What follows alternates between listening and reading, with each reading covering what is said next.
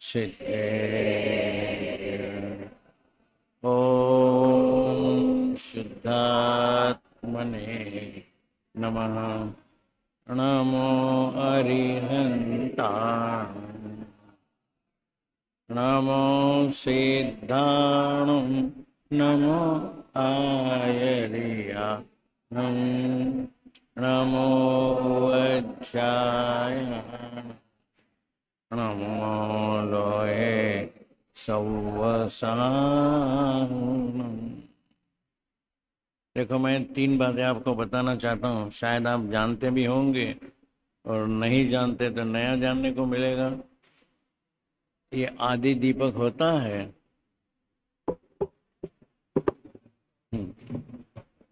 बस बस।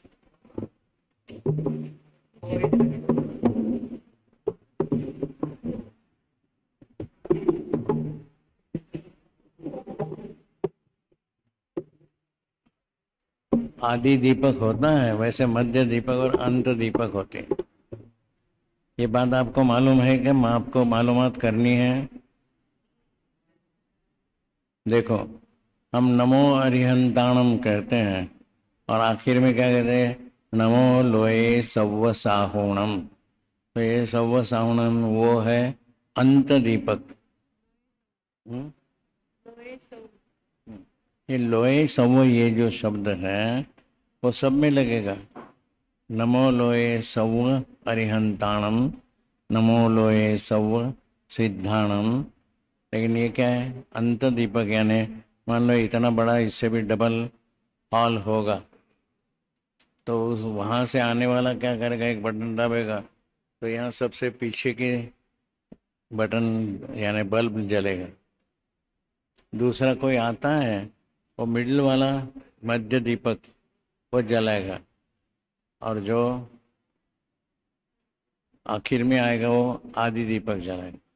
यानी वो जो पहले अंत दीपक जिन्होंने चालू किया है, हम पूछते हैं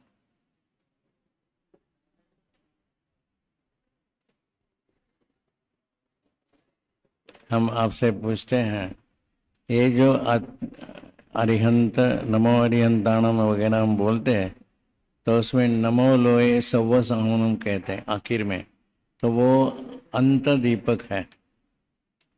तो आपको मालूम है कोई आदि दीपक वाले कोई बात आपको मालूम है? हाँ जी, आदि दीपक वाली बात क्या जानते हैं आप?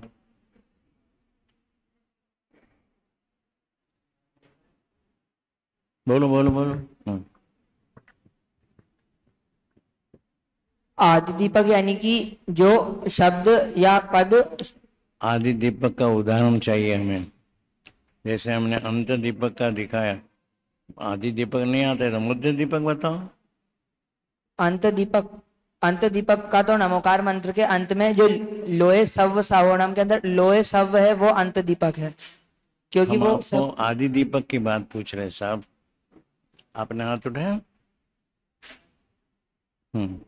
कौन बताना चाहेगा आदि दीपक का उदाहरण?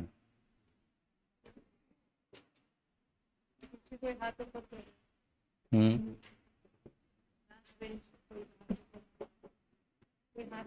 हाँ जी, बोलिए सब। आदि दीपक, ब्लैक शर्ट।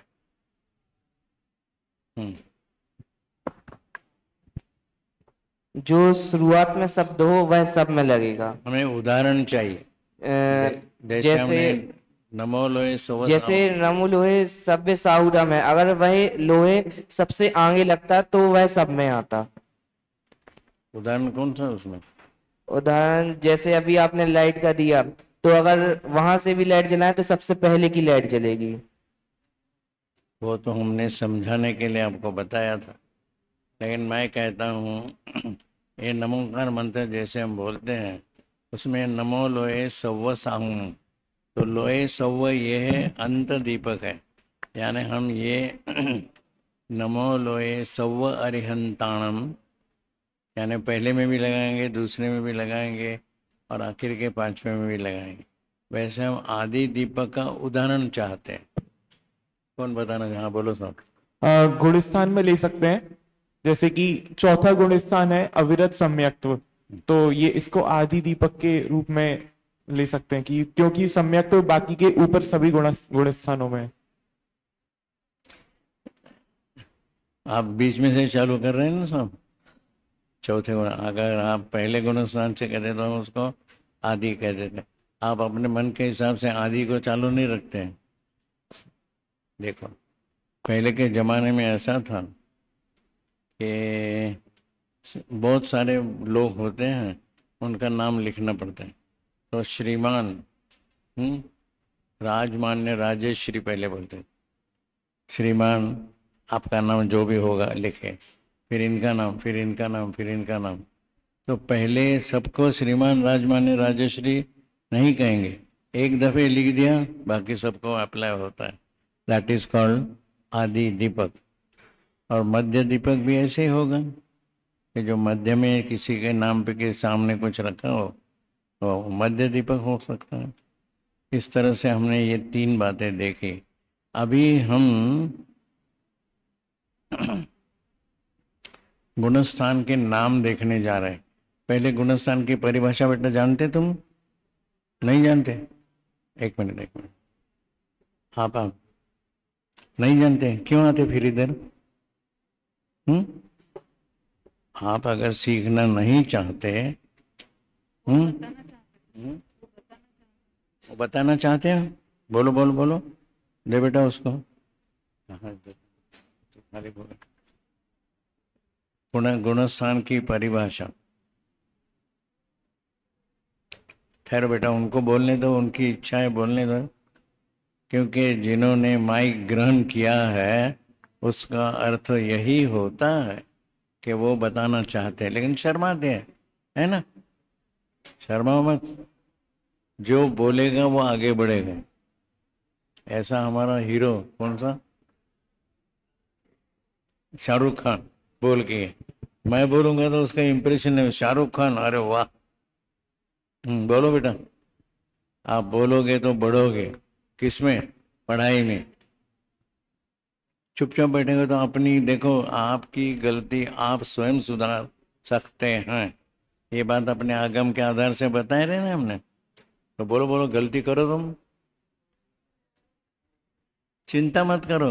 कोई आपको, देखो मैं तो कहता हूँ जो सही उत्तर देगा उसको 1 पैसा भी दान में नहीं मिलेगा, और जो गलत उत्तर देगा उसको फांसी भी नहीं दी जाती यहाँ पे।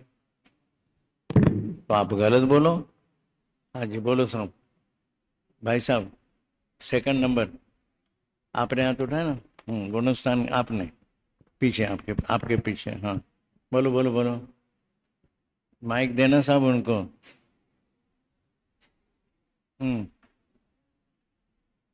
मोह और योग के निमित्त से जीव के श्रद्धा और चारित्र गुण में तारतम्य रूप अवस्था या हीनादिक अवस्था को गुणस्थान कहते हैं।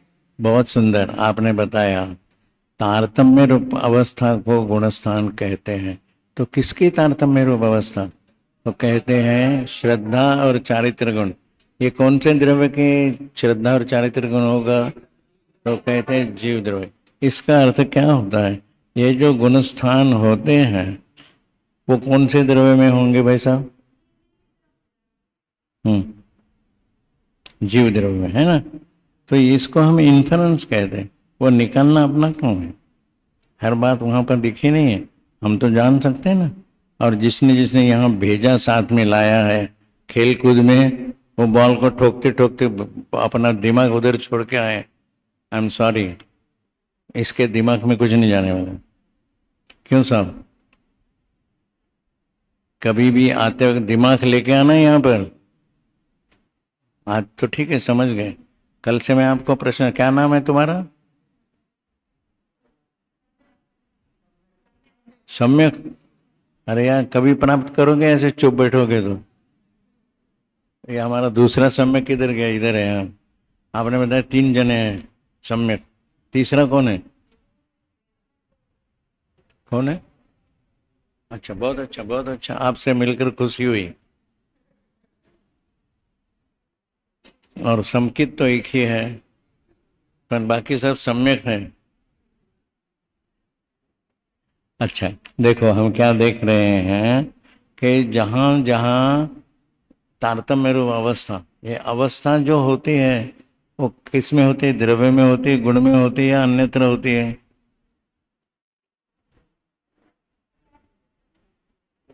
बहुत अच्छे, आप जरा चुप बैठो, क्योंकि क्या होता है, मैं फिर से बोलता हूँ, मैं फुवारे में हवा भरता हूँ, ऐसे गुब्बारे में हवा भरता हूँ, जिसको हम फुगा कहते हैं, बलून।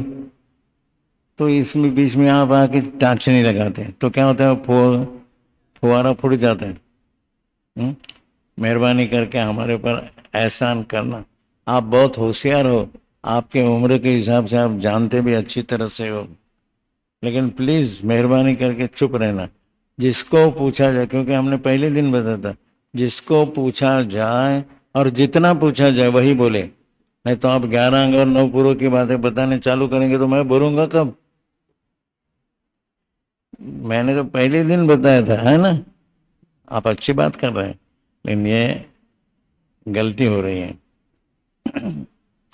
तो हमने क्या देखा, ये आपको मालूम है भाई साहब कि ये राग द्वेष के परिणाम जो है, यानी जो शुभ उपयोग या अशुभ उपयोग, वे कितने होते हैं जानते कोई?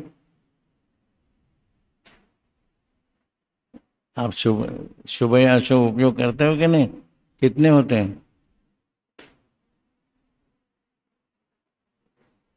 बोल दिए, कान में बोलना तो मेरे भी नजर में आ जाए।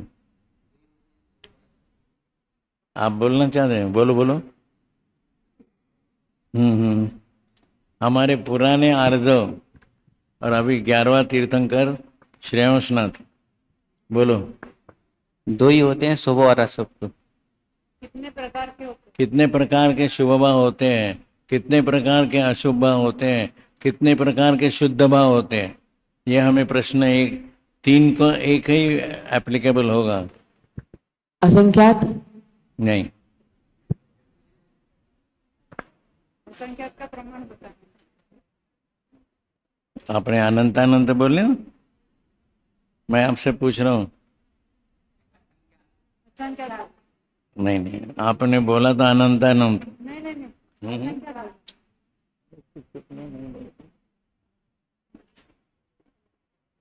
बोलो कितना है?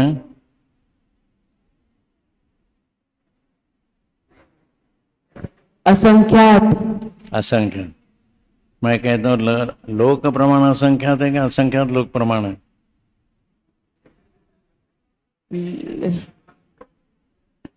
हाँ हाँ, आप देंगे। हाँ, लोक प्रमाण असंख्यात। आप क्या कहते हैं? माइक लिया ना? लोक प्रमाण असंख्यात। गलत। असंख्यात लोक प्रमाण है। कितने? शुभ परिणाम, अशुभ परिणाम और शुद्ध परिणाम। करणानियोग उसका शुद्धोपयोग नहीं कहेगा, करणानियोग कहेगा ये जो चीजें हैं वो कैसी हैं? अनेक, यानी जिसको हम कहेंगे असंख्यात लोक प्रमाण। कौन से? अशुभ परिणाम। अभी देखो, आप कहेंगे क्या बात कर रहे हो, तो मैं तो कहूँगा यहाँ सबको 6:45 के पहले 10 मिनट बुलाया, पर हम तो इतने होशियार हैं, बॉलिंग करते हैं, बैटिंग करते हैं, ये वॉलीबॉल खेलते हैं, इधर आने में देरी होती है ना? तो क्या है, पाप परिणाम है क्या अच्छा शुभ परिणाम है? अशुभ परिणाम है ना? तो ये हम जानते नहीं कि हम अशुभ परिणाम कर रहे हैं। जिनेंद्र भगवान ने जो बात बताई है, हम रोजाना सुबह यहाँ दर्शन करते हैं और भगवान का नाम लेते हैं, वो तो शुभ भाव है, शुभ क्रिया है। हम बीच में, अरे यार अभी थोड़ी देर में वो खिटखिट करने वाला आएगा, हमारा दिमाग घुमाएगा, ऐसा मन में विचार आता है, वो भी अशुभ परिणाम है।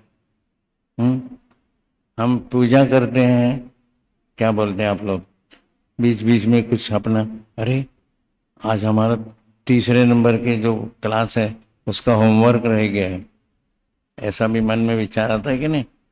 वो क्या भाव है? अशुभोपयोग है। इस तरह अशुभोपयोग भी अनंत, अनंत नहीं असंख्यात है। वो असंख्यात कितना है? असंख्यात लोक प्रमाण जितना है। हम समझते ही नहीं।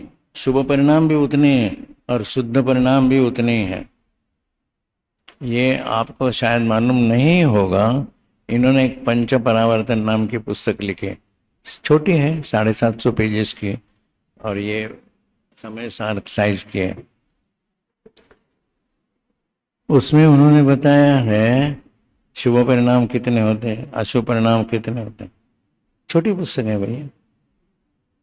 हमको तो कभी कोई बात छोटे में करने ही नहीं आती, लंबी लंबी बात करेंगे हम। तो इसलिए मैंने कहा जिनको जिनको ये पुस्तकें चाहिए वो अपना नाम उसमें दर्ज करें। अपने नाम दर्ज किया, शाबाश। जिनको करना है भेजो, करने दो। हो गए? अच्छा, ठीक। मैं तो कहूँगा जो लेगा वो भी पछताएगा और नहीं लेगा वो डबल पछताएगा। मेरे डायलॉग याद रखना हो, क्योंकि यार इतने ये 1800 पेजेस कौन पढ़ेगा। मैं तो कहूँगा आपने, हम पढ़ेंगे, क्योंकि ये पुस्तक छापने के लिए प्रत्येक 3 तो हम जिसको कहते हैं प्रूफ रीड करते हैं।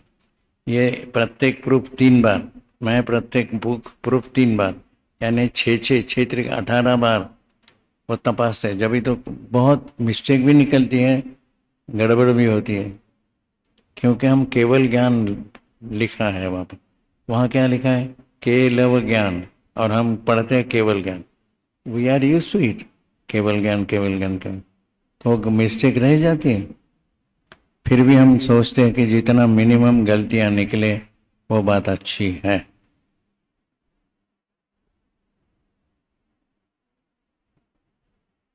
अच्छा हो गया आप लेट आए, क्योंकि आपके हमने हजामत कर दी है। क्यों साहब, आप कौन से परिणाम से लेट आए हैं? बोलो बोलो बोलो। इंग्लिश की क्लास चल रही थी। हाँ जी, इंग्लिश की क्लास चल रही थी। क्या बोलते? कोई बात नहीं, इस टाइम आपको माफ करते हैं। आपका शुभ नाम? अंकित। अंकित। अंकित, वाह, बहुत अच्छा नाम है। और आपके पीछे बैठे हो उनका, आपका नाम? अतिशय। अतिशय। अभिषेक। अतिशय कौन सा? लेट आने में अतिशयता दिखाते हैं। बहुत अच्छा, बहुत अच्छा। अभी हमने बोला था आप कौन से परिणाम से यहाँ आए हो, तो वो कह रहे हमारे आगे वाले भाई साहब ये अशुभ परिणाम करते हैं। तो क्योंकि आपको कितने बजे बुलाया था यहाँ पर? 6:45 में, 10 मिनट पहले। तो हमको तो आपको समझाने के लिए 5 मिनट गंवाने पड़ते हैं। तो अपनी क्या बात हो रही थी? ये अशुभोपयोग कितने प्रकार के होते हैं, शुभोपयोग कितने प्रकार के होते हैं, और शुद्धोपयोग भी उतने ही प्रकार में। क्या कह रहे हैं? शुद्धोपयोग। लेकिन शुद्धोपयोग ये शब्द करना योग कभी नहीं वापरेगा, वो तो कहेंगे विशुद्ध परिणाम। इनकी विशुद्धि बढ़ रही है, और जिनके विशुद्धि ने उनके संक्लेश परिणाम। तो मैं ये पूछता हूँ, ये संक्लेश परिणाम कौन से लिशा में होते होंगे? शुभ लिशा में या अशुभ लिशा में? अशुभ लिशा में, यानी कृष्ण लिशा। अशुभ लिशा यानी कौन सी? कापोत, नील। और मैं कहता हूँ, सुनना बेटा, ये आपने गलती करी है, अच्छा हो गया। देखो, कभी भी कोई भी लेशा हो उसमें भी शुभोपयोग और अशुभोपयोग होता ही है। हमारी यही मान्यता है कि कृष्ण लेशा होगा तो अधिक अशुभोपयोग करेगा। ऐसा नहीं है। कृष्ण लेशा वाले यानी 7वें गुणस्थान वाला जीव, सॉरी क्या, 7वें नरक का जीव, 7वें गुणस्थान वाला नहीं, 7वें नरक का जीव सम्यक तो प्राप्त करेगा कि नहीं? 7वें, क्योंकि कोई 7वें नरक में जाता है इमीडिएटली एक अंतर मुहूर्त में सम्यक्त्व की प्राप्ति करता है। तो सम्यक्त्व की प्राप्ति करने के लिए उसका शुभोपयोग करना पड़ेगा। तो यह ऐसी बात है भाई साहब, ऐसी बात है कि देवगति या नरक गति, यानी उसके जीव, देवगति के या नरक गति के जीव हमेशा उसमें उसी उनकी जो लेशा होती है वो सातवें की कृष्ण रेशा, पांचवें की समझ लो, छठे की नील रेशा वगैरह, उसके ऊपर के वालों की कापोत रेशा। तो इनमें इनको सम्यक तो होता है, और ऊपर के जो देवगति के जीव हैं उनके तो शुक्ल रेशा है, फिर भी बीच वालों को पद्म और नीचे वालों को पीत, ये भी सारी शुभ लेशाएं हैं।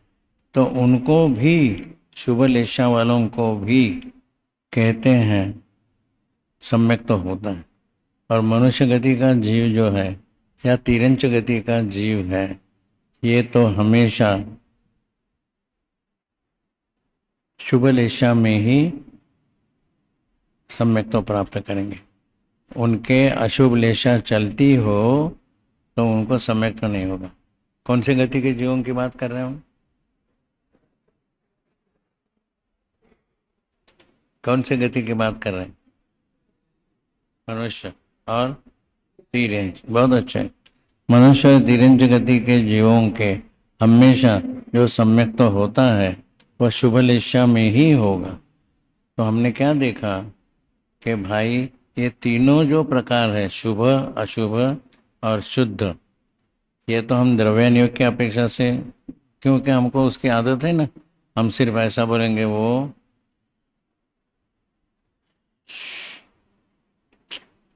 संकलेश परिणाम में है या विशुद्ध परिणाम में है, तो शायद आपको मालूम न पड़े कि ये क्या कहना चाहता हूँ मैं।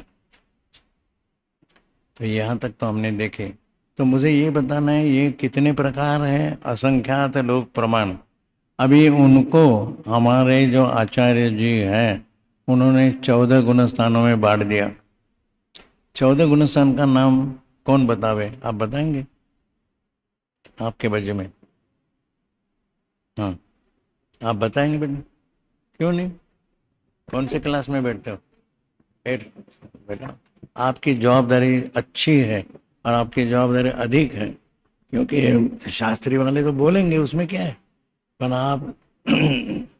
आप नर्वस मत हो ना, आप तो होशियार हो, आपके चेहरे पर से पता लगता है मुझे। हाँ, पहले गुणस्थान का नाम बोलो।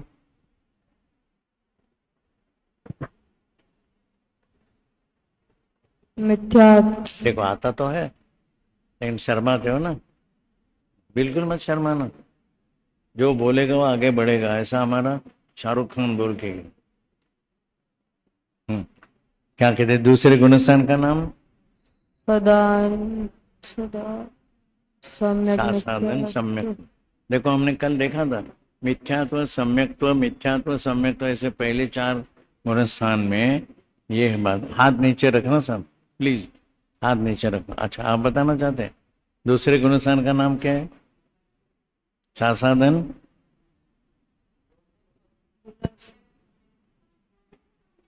साधन सब। तीसरे गुणस्थान का नाम सम्यक मिथ्यात्व। यानी हमने क्या देखा, पहले गुणस्थान का आखिर में मिथ्यात्व आता है, तीसरे गुणस्थान में आखिर में मिथ्यात्व आता है, और दूसरे में और चौथे में साधन सम्यक्त्व और अविरत सम्यक्त्व, है ना? ये हमने देखा है। अभी यही बात रिपीट करेंगे तो हमारे सीनियर स्टूडेंट्स हम पे नाराज होते हैं, क्या तुम बच्चों को सिखाते हमारा ध्यान ही नहीं रखते, ऐसा आपका हमारे ऊपर आरोप है। मैं जानता हूँ, क्या करूँ, लेकिन हमने तो एक टूर निकाली, बोला ना आपको। कितने कितने स्टूडेंट उसमें लोग शामिल होंगे? 608। 609 वाला आप लेट मत करना, आपका नंबर निकल जाएगा अगले 6 महीने में। हर 6 महीने और 8 समय में 608 हम टूर में जाते, हम वापस आते।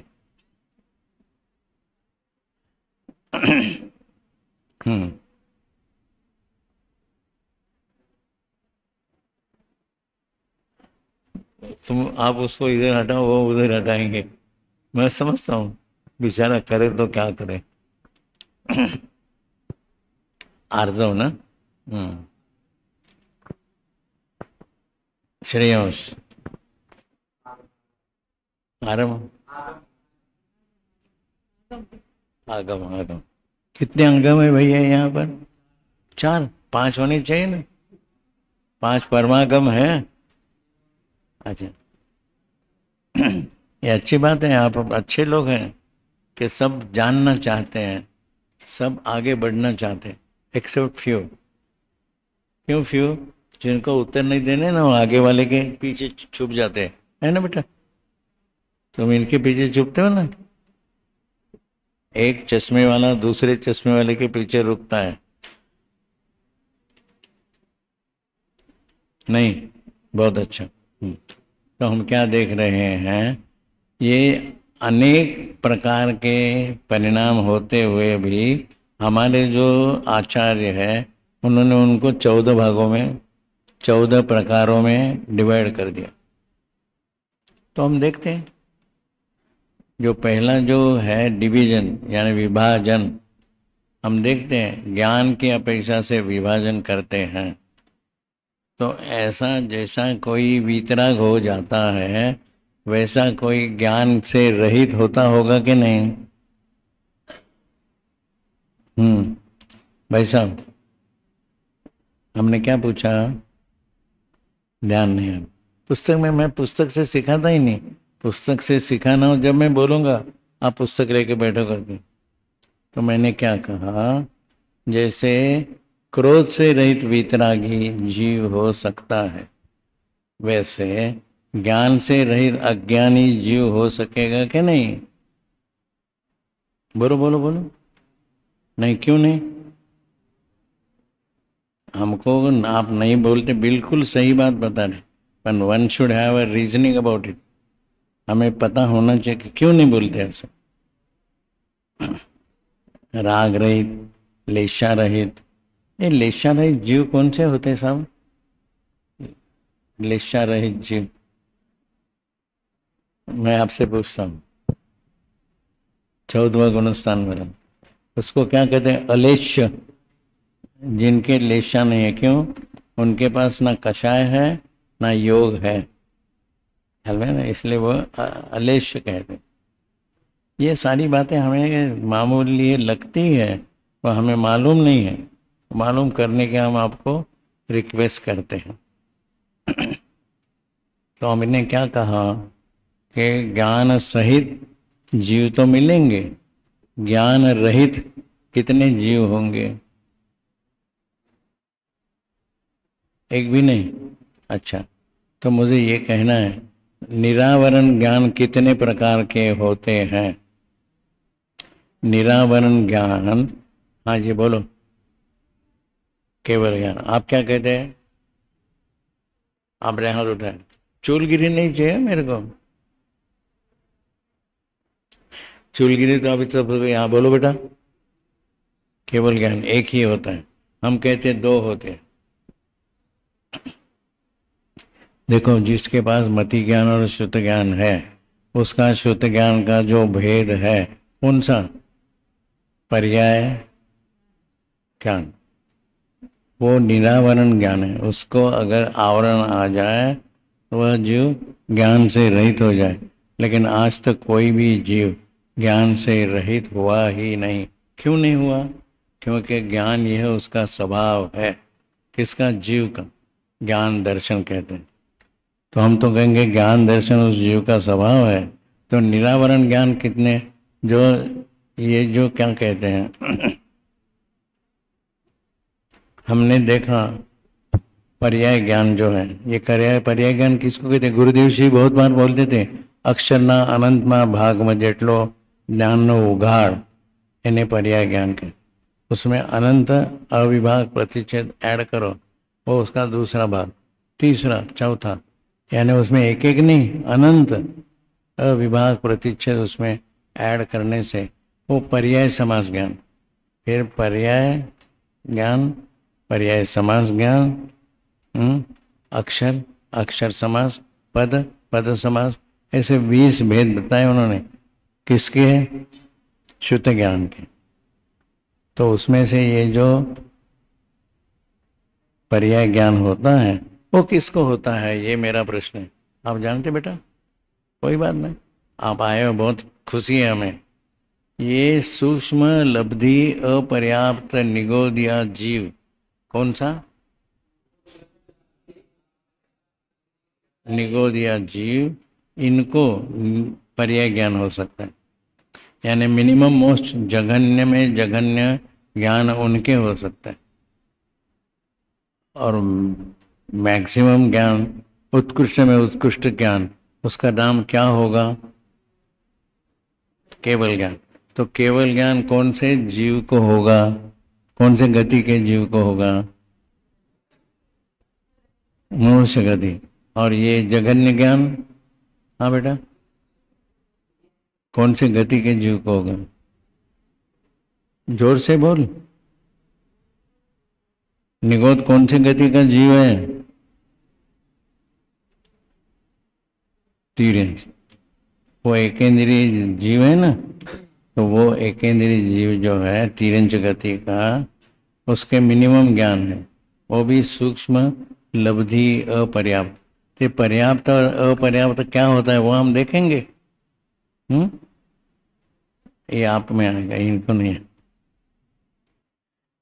पर क्या करें, हमको काट डाला हो जाए, कल्याण योग सिखाना है आपको, उसमें भी शास्त्री के विद्यार्थी अलग और बाकी सब अलग। तो दोनों का विषय के होने से इधर उधर हम घूमते हैं, क्या करें, मजबूरी है भैया। तो हमने क्या देखा, मिनिमम मोस्ट ज्ञान किसको होगा, कौन बताएगा? और देखो उधर उधर देखें, कौन, आप बताएंगे? मिनिमम ज्ञान, और उसका नाम क्या है कि कौन से जीव को होगा? आपको नहीं, पीछे, आपके पीछे, हाँ बोलो बोलो बोलो।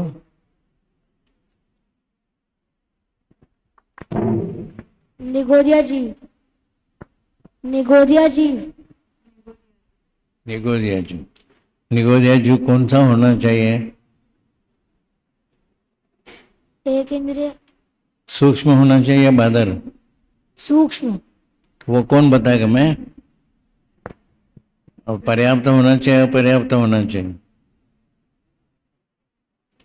अपर्याप्त। देखो तुम गोली मारो, लगी तो लगी, नहीं लगी तो अपर्याप्त। अपर्याप्त। किसने बताया? सच कहो, मैं उसको एक तमाचा मारूंगा। बोल, ये मेरे को तमाचा मारे ऐसा, मैं समझा आप जैसा कोई छोटा होगा। बिल्कुल नहीं भैया, मैं शांति प्रिय आदमी हूँ, किसी को मारामारी करने में रस नहीं रखता हूँ, क्योंकि मैं जानता हूँ कोई भी एक मेरे को फू करे तो मैं उड़ जाऊंगा। लोग बोलते हैं आपके आवाज में बुलंद है, आप 86 वर्ष के लगते नहीं हैं। क्या करूं, मेरे मुंह में जोर है, हाथ पैर में नहीं है, इसलिए मैं किससे मारामारी नहीं करता।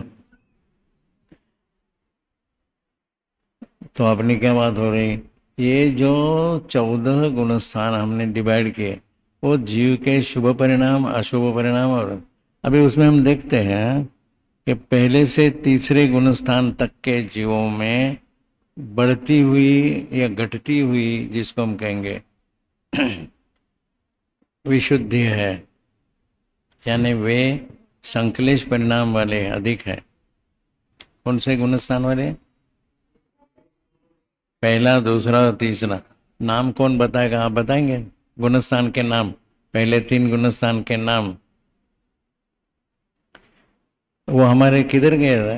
राम राम क्या बोलते हैं? रामपुरा जंक्शन वाले।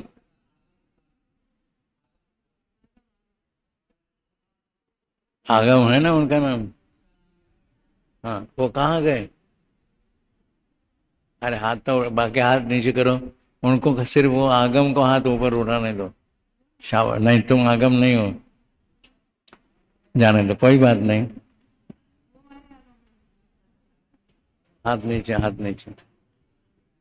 अच्छा आप बोलो बेटा।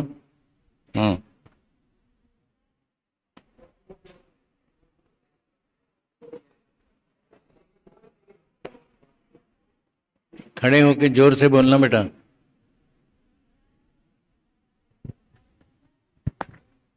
बहुत अच्छा। मिथ्यात्व, सासाधन, सम्यक्त्व। क्योंकि देखो जब तक हम 1 2 3 में बोलेंगे तो उसमें मज़ा नहीं आएगा, क्योंकि हमको नाम मालूम नहीं, नंबर मालूम है। तो जब हम नंबर में परफेक्ट हो जाएंगे, नाम में परफेक्ट हो जाएंगे, तो फिर आप नंबर बोलना चाहिए, हम एतराज़ नहीं करेंगे। लेकिन जब तक हमें गुणस्थान के नाम पक्के रीति से ज्ञान में नहीं आते, तब तक उसका नाम लेना। जैसे भाई साहब ने बताया अभी, मिथ्यात्व, सासाधन, सम्यक्त्व। तीसरे गुणस्थान का नाम क्या है? सम्यक मिथ्या। दूसरा नाम उसका मिश्र। बहुत अच्छे। आप घबराना मत हो, ये तो सीनियर स्टूडेंट है और बाकी लोग तो 8वीं 9वीं वाले हैं, तो घबराना मत। आप मेरे से रहोगे, मेरे साथ सीख जाओगे और सबको चुप कराएंगे आप मेरे तरफ से। अच्छा, अब हमने देखा है तो ये घटती हुई या बढ़ती हुई अशुभोपयोग जिनका है वो पहले गुणस्थान, दूसरा गुणस्थान, तीसरा गुणस्थान होगा। तो चौथे गुणस्थान से 12वें गुणस्थान तक बढ़ता हुआ शुभोपयोग लिखेंगे। और हाँ जी,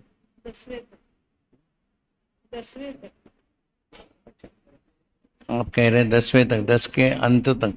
मैंने कहा 12वें तक, यानी 12वें के पहले गुणस्थान में वह जो परिपूर्ण वितरागी हो जाते हैं। हम यहाँ शपक श्रेणी की बात करेंगे। श्रेणी कितने प्रकार की होती है साहब? आपके पीछे 2, कौन से नाम बोलो? एक शपक और दूसरा? 2 प्रकार के होते हैं, छपक श्रेणी और उपसम श्रेणी। उपशम श्रेणी। उपसम श्रेणी। बहुत अच्छे। तो हम ये कहते हैं, ये श्रेणी के गुणस्थान कौन से होंगे? आप ही बोलेंगे भैया, श्रेणी के गुणस्थान कौन से होंगे? कोई बात नहीं, ये अपना हुआ नहीं है, लेकिन हम पूछ तो सकते हैं क्योंकि आप सीनियर मोस्ट हो, है ना? आप कौन से क्लास में हैं बेटा? 12th में? शास्त्री 1 2 3। अरे वाह, तो आप हमको सिखाओ भैया, क्योंकि आप जानते हैं हम तो अंगूठा छाप है, हम क्वालिफाइड पंडित नहीं हैं। आप लोग तो अच्छे हैं, अच्छे जिनको कहेंगे हम अच्छे लोगों से आप सीखते हैं, हमको छोड़ करो। तो हमने क्या देखा, ये जो गुणस्थान, जो अपने श्रेणी के गुणस्थान कौन से होंगे? तो कहते हैं 8वें, 9वें, 10वें और 11वें। प्लीज, मुझे इस कोरस में गाना पसंद नहीं है। मैं तो कोरस से भी अकेला गाना बहुत पसंद करता हूँ। तो आप बोलना है तो एक जन बोले। तो मैंने पहले बताया कि आपको बोलना है, हाथ उठा के बोलना कि मैं बोलना चाहता हूँ। अभी हाथ नीचे रखो। श्रेणी के गुणस्थान है 8वें, 9वें, 10वें, 11वें, और ये उपशम श्रेणी के हुए। और जो 8, 9, 10, 12 ये शपक श्रेणी के। तो देखो ऐसा होता होगा ना कि कोई उपशम श्रेणी चढ़ता है, 8वां, 9वां, 10वां, और उसको लगा रहे अपन गिर जाएंगे, तो 12वें में जाता होगा कि नहीं? तो कहते हैं नहीं बिल्कुल नहीं जाता है। क्यों नहीं जाता है? अरे वो तो कर्मों को उपशमाता है, कहने की बात है, ये व्यवहार का विषय। और जो शपक श्रेणी वाला जो है वो 8वें, 9वें, 10वें, 12वें में जाए। तो मेरा ये कहना है, जैसे उपशम श्रेणी में जीव ऊपर से नीचे आते हैं, 11वें से 10वें में, 10वें से 9वें में, आदि आदि, वैसे क्षपक श्रेणी का जीव भी नीचे आता होगा कि नहीं? क्यों नहीं?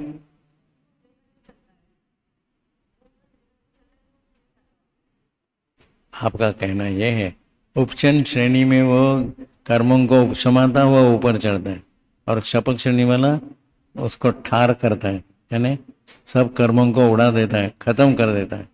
इसलिए अभी कर्म ही उदय में नहीं आएंगे तो वो जीव कहेगा नीचे आने वाला है, वो तो ऊपर ही जाएगा। जो 8वें क्षपक श्रेणी वाला जीव वो तो केवल ज्ञान प्राप्त किए बिना, अरे मुक्त हुए बिना नहीं रहेगा। और जो 11वां वाला है, अगर उसका उपशम के काल में अगर वो जिंदा रहता है वो नीचे आ सकता है। कहाँ तक नीचे आ सकता है? द्वितीय उपशम सम्यक्त्वी जो उपशम श्रेणी चढ़ते हैं वो नीचे के कौन से गुणस्थान तक होता है?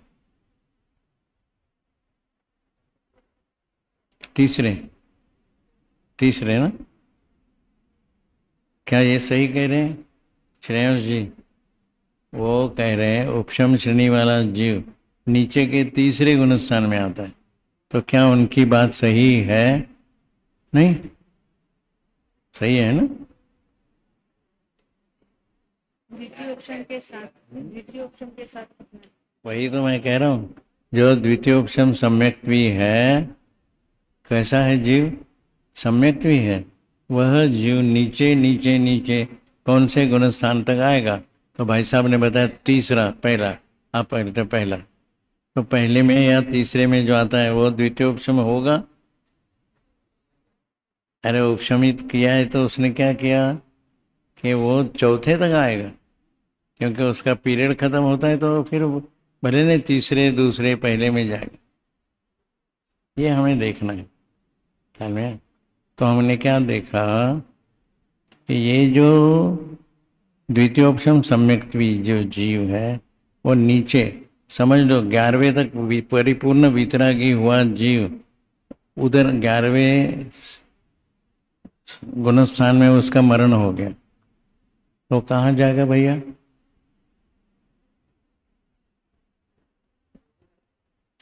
कौन से कहाँ जाएगा मैंने पूछा? चौथे तक। चौथे में कौन से गुणस्थान? चौथे यानी अविरत सम्यक में कौन से गतित में जाएगा?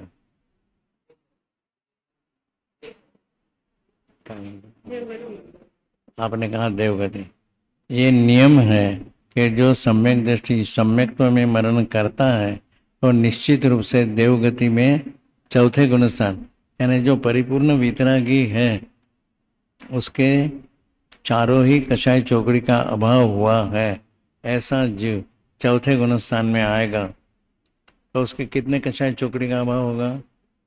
हाँ भाई साहब बोलो। एक कौन सी? अनंतानुबंधी क्रोधमान मानव, उसके वो उदय में नहीं है, 3 कषाय चौकड़ी का अभाव है। ऐसे कोई जीव होंगे जो उपशम श्रेणी चढ़ते हैं उनके 3 कषाय चौकड़ी का अभाव हुआ है? ऐसे कोई जीव होंगे क्या? होंगे? कौन से? हम पहली दूसरे की बातें नहीं कर रहे हैं, अभी बोलो तुम। अभी के काल में तो कोई उपशम श्रेणी भी नहीं चढ़ेगा। क्यों नहीं चढ़ेगा? हाँ समकित जी आप बताएंगे। अभी के काल में कोई उपशम श्रेणी चढ़े ही नहीं तो वो तो मरकर चौथे में जावे, ऐसी बात ही नहीं होगी। ये बोलते अभी नहीं है, अरे अभी नहीं तो कभी है, उस जमाने में तो जाता होगा कि नहीं। तो मेरा ये प्रश्न है कि अभी जो चौथे गुणस्थान में कोई नहीं जाएगा ऐसा हम आगम के आधार से बोल रहे हैं, तो उसका प्रूफ क्या है? कौन बताना चाहेगा? नहीं आप नहीं बताएंगे, पहले से गर्दन हिला दी। हाँ अब आप बोलेंगे।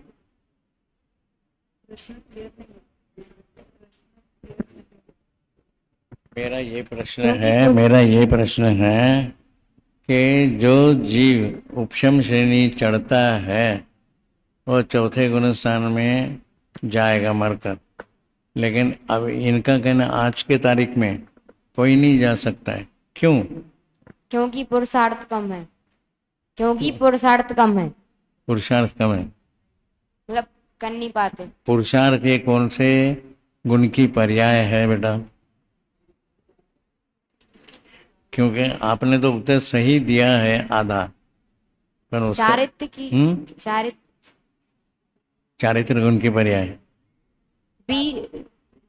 वीर्य वेद्य, उनका कहना है वीर्य गुण की पर्याय है, ना चारित्र गुण की है ना श्रद्धा गुण की। डरना मत ही, हमको सही बात समझनी है। तो मुझे ये कहना है आपका वीर्य गुण आपके शरीर यानी पुद्गल में जाके उसका कार्य करेगा कि नहीं?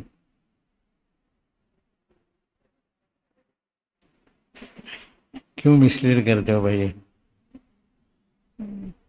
ये आपको मिसलीड, ये मेरा स्टूडेंट है ना, मैं सबको मिसलीड करता हूँ, सही उत्तर नहीं दूंगा, गलत बताऊंगा। और आप भोले होते हैं, सामने वाला जैसा बोलेगा अपन कॉपी टू कॉपी, उसमें नुकसान आपका है, इनका कुछ नहीं है। देखो प्रत्येक द्रव्य में, प्रत्येक यानी 6 द्रव्य है ना संख्या पीछे, प्रत्येक द्रव्य में वीर्य नाम का गुण है।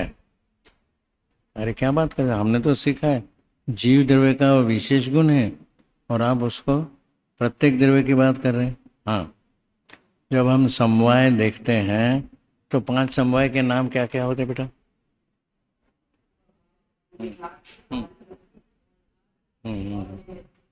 यानी उन्होंने पुरुषार्थ भी कहा, तो ये पुरुषार्थ 5 समवाय जो होते हैं ये उसके 5 प्रकार जो बताए हैं वो हर प्रत्येक द्रव्य के प्रत्येक पर्याय में लगते हैं। तो ऐसा कौन सा द्रव्य होगा जो बिना पर्याय का होगा? यानी हर द्रव्य में 5 समवाय नामक गुण होंगे। इसलिए हम नक्की करते हैं कि प्रत्येक द्रव्य में वीर नाम का गुण है। तो हमने सोचा ये पुस्तक है ना, ये कौन सा द्रव्य है साहब? ये मैंने उठाया। तो मैंने उठाया, ये बात कहाँ तक सही है? सही नहीं है तो क्या है?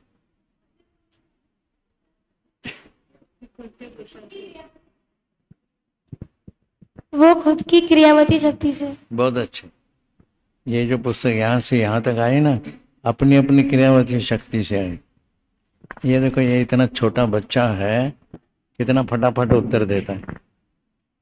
मैं सबको तालियां बजाने को नहीं बोलूँगा, लेकिन मैं हैट्स ऑफ, बहुत अच्छी बात है।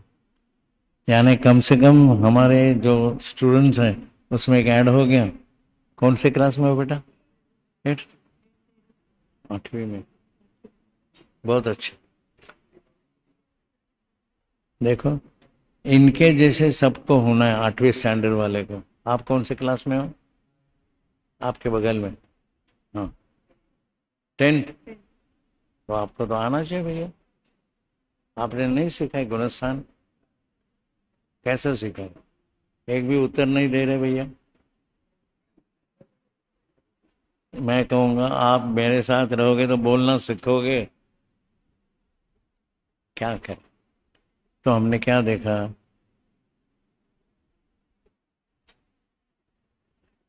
कुछ गलती हो रही आपसे?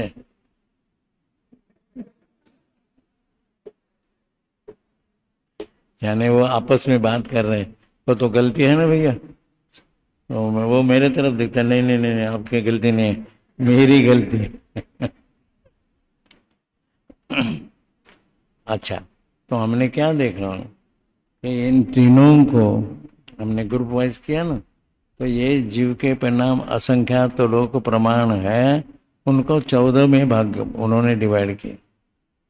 तो हमने क्या देखा, पहले से 3 गुण स्थान में घटता हुआ अशुभोपयोग है, चौथे से 10वें तक बढ़ते हुए शुद्धोपयोग शुभोपयोग है, तो 12वें में शुद्धोपयोग है। कर्णन योग कभी भी 12वें में शुद्धोपयोग बताता है और द्रव्यान योग चौथे गुण स्थान में बताता है।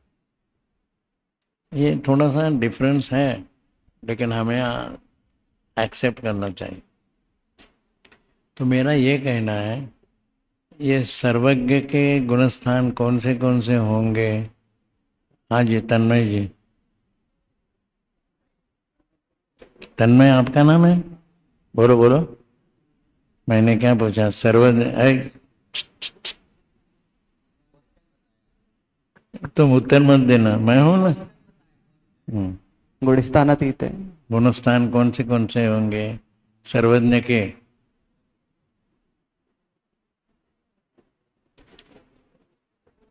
तेरहवें चौदहवें। 13वें और 14वें में फिर वापस उसको अल्प ज्ञान होगा, तो 14वें। 13वां 14वां। और सिद्ध अवस्था में तो गुणस्थान अतीत है। अरे भाई, वो गुणस्थानातीत है, गुणस्थान में थोड़ी है। हाँ। मैंने कहा हम आपको मिसलीड करेंगे और आप हो गए। हमने कहा था ना, आप हमको ये मत समझना, इसको भरोसा रखें, क्योंकि भैया आपको प्रॉम्प्ट करने वाले सर्वज्ञ नहीं है, वे भी मेरे जैसे क्षयक्षम ज्ञानी है। तो क्षयक्षम ज्ञानी भूल करेगा या केवल ज्ञानी करेगा? हमने क्या देखा, सर्वज्ञ के गुणस्थान 13वां और 14वां है, तो बाकी जो 1 से 12 गुणस्थान है उनको क्या कहेंगे? छद्मस्त। छद्मस्त। छद्मस्त का अर्थ क्या होता है? हाँ, आगम तुम बोलो। हाँ,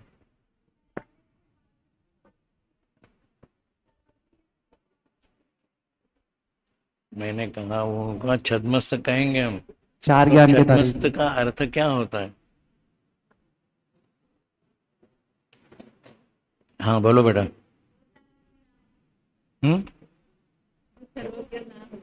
जो सर्वज्ञ नहीं है वे छद्मस्त हैं, ये आपका सही उत्तर है, लेकिन छद्म का अर्थ क्या होता है ये हमने पूछा। देखो, हमारे यहाँ सारे लोग जो है कैसे हैं? गृहस्थ है। गृहस्थ है ना, गृह में स्थित है, गृह में रहने वाले हैं, तो ये छद्मस्थ आदमी। छद्म यानी आवरण, आवरण में जो स्थित है, यानी जो 12वें गुणस्थानवर्ती, पहले गुणस्थानवर्ती, दूसरे गुणस्थानवर्ती जीव है, वे कैसे हैं? उनको आवरण नहीं है। आवरण है, कौन सा आवरण है भैया? ज्ञानावरण, दर्शनावरण, ये आवरण वाले 2 ही है। देखो, आपको शायद मालूम नहीं होगा, श्वेतांबर की ऐसी मान्यता है। क्या मान्यता है? कि केवल ज्ञानी भी पहले ज्ञान उपयोग करते हैं, बाद में दर्शनोपयोग करते हैं।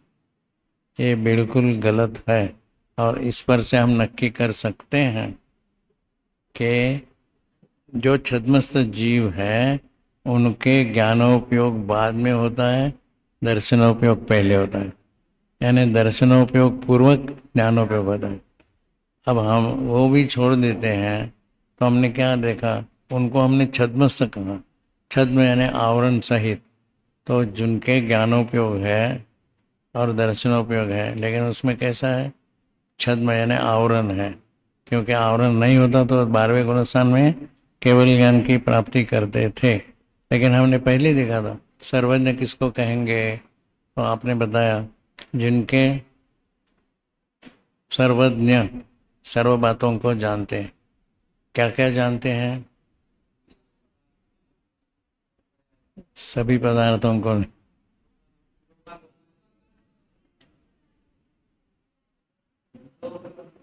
जोर से बोलो। काल के जो लोकालोक और तीनों कालों के सभी पदार्थों का स्पष्ट ज्ञान एक साथ एक समय में कर सकते हैं। अच्छा अच्छा, आपका कहना है, उनको थोड़ा मैं मॉडिफाई करता हूँ कि तीन लोक यानी क्या? तीन लोक यानी ऊर्ध्वलोक, मध्यलोक और अधोलोक। इसके अलावा आलोक सहित जो सभी द्रव्यों के गुणों को, सभी द्रव्यों के पर्यायों को और सभी मतलब युगपत एट अ टाइम एक समय में जानते हैं, उनको हम सर्वज्ञ कहते हैं। और सर्वज्ञ की बात अपनी चल रही है सुबह में। अभी तो हम काल तक आए, यानी जितने काल के समय है वो किससे अधिक है? सुनाई नहीं दिया? अच्छा, मैं ऐसा बोलो ना, मैं जोर से बोलता हूँ, घबराओ मत। मैंने ये कहा तीन काल के जो समय है वो किससे अनंत गुना अधिक है?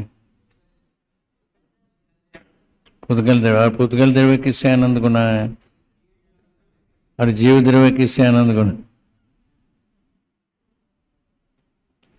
घबराना मत, बोलना मैं अकेला हूँ, मैं अकेला हूँ और सब टोटल जीव द्रव्य कितने हैं? अनंत है, ऐसा बोलना, उसमें कोई गलत नहीं। तो हमने ये देखा, अभी हम यही रुकते हैं कि हमने ये विभाजन किया है किसकी अपेक्षा से? सर्वज्ञ की अपेक्षा से और छद्मस्थ की अपेक्षा। छद्म यानी आवरण में जो स्थित है, जैसे आप, मैं गृहस्थ हूँ, यानी गृहस्थ में स्थित हूँ, घर में स्थित हूँ, तो मुझको गृहस्थ कहेंगे। और वे कैसे? छद्म में आए, तो मैं छद्म में हूँ क्या नहीं, ये हमको नक्की करना है। आप क्या कहते भाई साहब, मैं छद्मस्थ हूँ क्या नहीं? छद्म में, आवरण में मैं स्थित हूँ क्या नहीं?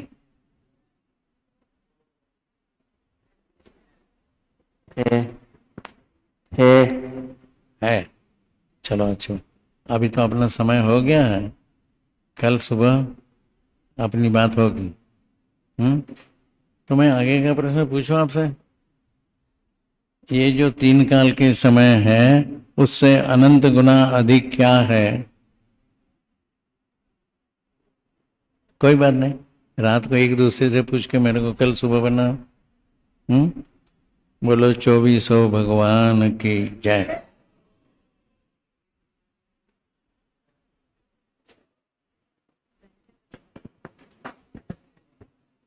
हेलो, अभी